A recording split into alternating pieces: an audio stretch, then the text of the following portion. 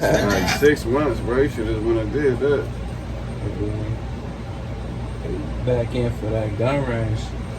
Yeah, but you gonna And for not turning himself in. like 6 months. That's all you had to do is go do 6 months in the feds.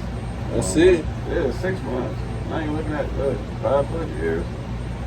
I went did that 6 months easy, bro. I ain't know that. Yeah. I think it was like a I think the bedroom was supposed to turn something up like a game or some shit. Wherever the fuck it was at, it was only 6 months. The nigga had to do.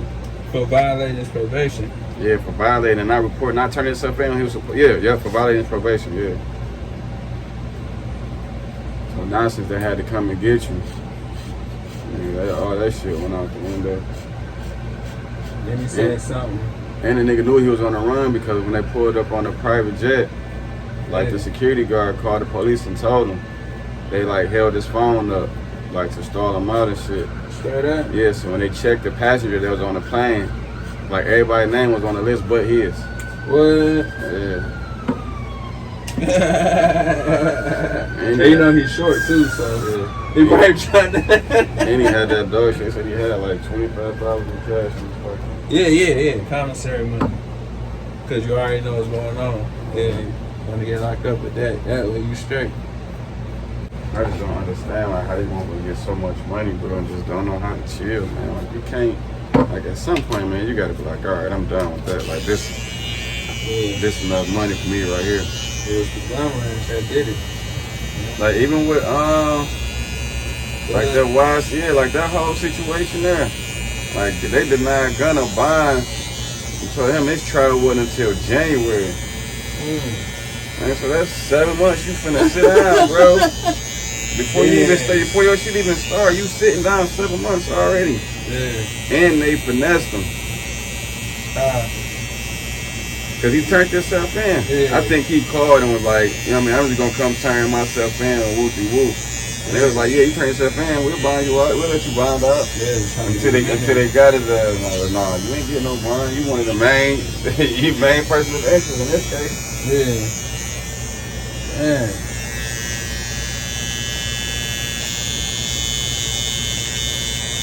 Yeah, but I ain't never seen, I really can't say I ain't never seen or even read about nobody beating a RICO case, though.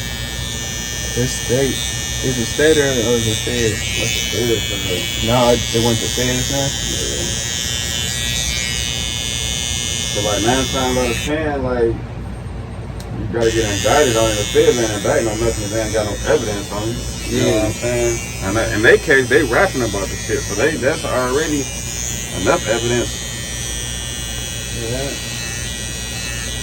And then Thug keep saying Israel is so clear. Oh yeah, you can read, but you ain't even really gotta read between the lines. You can just listen and he tell you everything. If I need a cut, nah.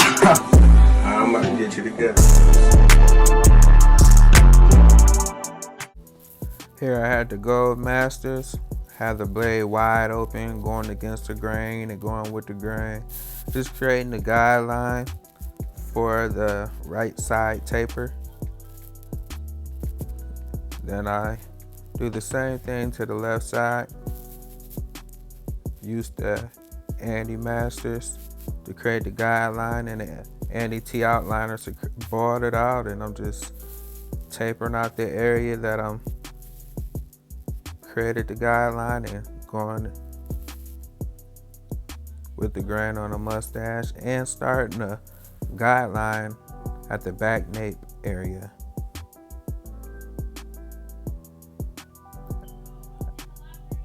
After I establish a hard line on the back nape area, I then proceed to my guideline on the back nape using my gold Andy Masters. Combing out the hair before I start cutting it, and I'm using my Andy ZR Fast Speeds with a 1.5 guard on there, going with the grain.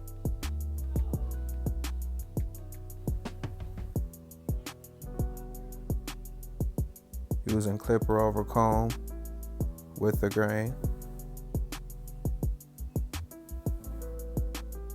And again, these are my fast speeds with the 1.5 guard ceramic blade.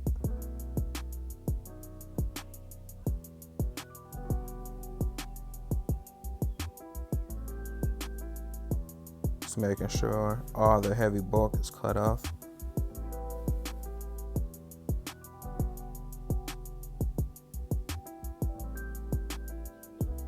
Going against the grain with my Babyliss Pros with the 1.5 guard on there. I have the guard wide open and closed. Just doing whatever I can do to get the bulk off the taper fade, the higher part of the taper fade. Going with the grain around the edges. And again, I'm using a 1.5 on the Babyliss Pros.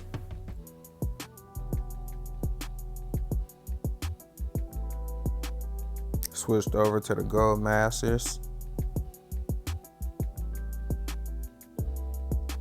Now I have my gold magic clips. Now I'm starting to line up on the left side and proceeding to the right side. Making sure the left corner is perfect first. Then I proceed to the right side. And be careful not to go in on this hairline, and because everything is gonna grow. You just can't go in on the hairline.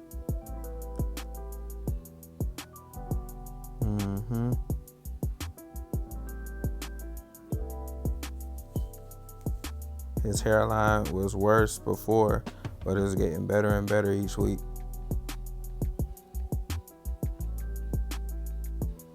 But we won't cut inside there. And what you guys see me using is the Time 45 hairspray or a hair color enhancement. And you can sweat with this, you could brush your hair with this. It's a great product. I would actually like to get sponsored. So Time 45, if y'all looking at this video, send me some stuff. I use y'all product every day. Then I put the hair fibers on top of the Tune 45 to give it a more natural look. I like to use both of them. Not all the time, but it just depends on the desired hairstyle.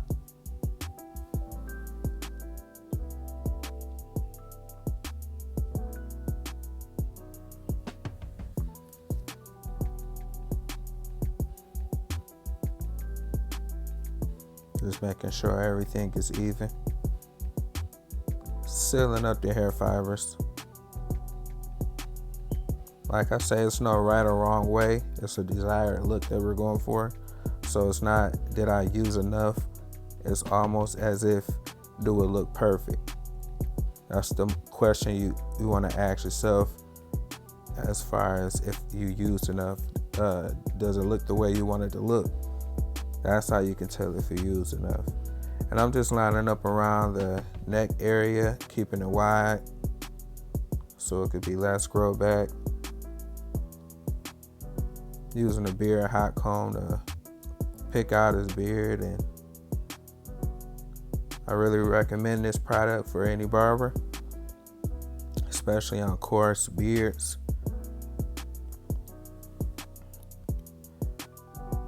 Sometimes it hurts picking out the beard without having a heated pick because our hair is so coarse. But the heated pick really helps.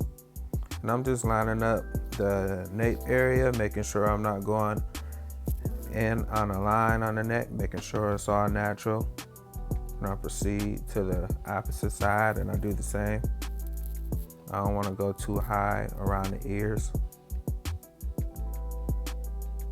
I want everything to be perfect. Just cleaning out the excess hair out the neck and lining up everything natural. making sure I don't go inside the beard.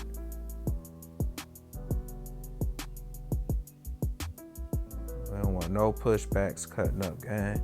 No pushbacks.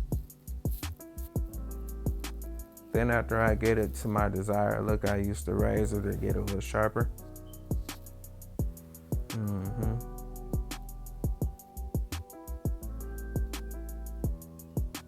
You gotta be careful lining the back of the beard up so you won't push inside the beard. You want everything natural so it could be less grow back.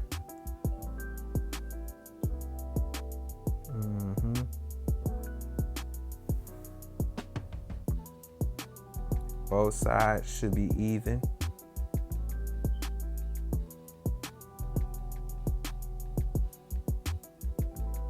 One side shouldn't be higher than the other side. Everything should be even and congruent. Lining up the bottom part of the mustache before I line up the top. Lining up the top of the mustache. Just making sure everything is perfect and even, lined up. In the beginning of the haircut, we already went with the grain on the mustache and just want everything perfect, cutting up, gang. As you see, I'm just razoring everything up, making sure everything lines up. As you can see, everything lines up together. And I'm also using a straight razor with a breakaway blade. Each client should get their own breakaway blade. Don't reuse a breakaway blade. Dispose the breakaway blade on each client so the next client could get a new breakaway blade. So here we are cutting up, gang.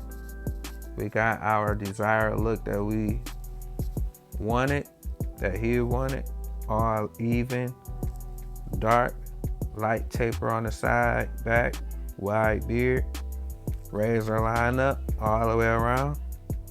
And it's all even, cutting up, gang. And man, yeah.